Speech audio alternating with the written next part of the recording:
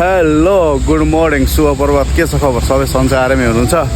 म भिडियोहरू अलिक लङ टाइम गराएर ल्याइरहेको छु किनकि म अलिकति बिजी भएको कारणले आज म चाहिँ हाम्रो यो कपिलवस्तु बुद्धगया नगरपालिका स्थित बुट्टीमा पर्ने प्रसिद्ध मन्दिर जुन हाइवेको छेउमा छ झडुलाई माई मन्दिरमा आएको छु अनि हजुरलाई म यहाँको दृश्य देखाउँछु। यहाँ चाहिँ हाम्रो हनुमानजीहरूदेखि लिएर यो हाइवे भयो बन्दैछ निर्माण हुँदैछ अनि यहाँ चाहिँ झडुला माई मन्दिर ठ्याक्कै देख्नु होला, धेरैजनाले देख्नुभयो होला यो मन्दिर किनकि यात्रा गर्दा पक्कै पनि देख्नु भएको छ। अनि हजुरको पनि मनोकामना इच्छा पुरा होस् यो मन्दिरमा यदि त हजुरले दर्शन गर्नुभएको छ भने, किनकि भगवान् हाम्रो झडुला माई मन्दिर दुर्गाले चाहिँ हजुरको रक्षा गरून्।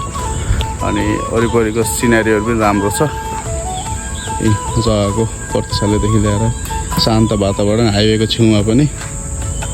यदि तपाईँ यो हाइवेको बाटो हिँड्नुभएको छ, यात्रा गर्नुभएको छ, यहाँ पस्नु होला अनि दर्शन गर्नु होला भन्ने आशा राखेको छु। धन्यवाद सबैलाई। फेरि अर्को ब्लगमा भेटौँला है।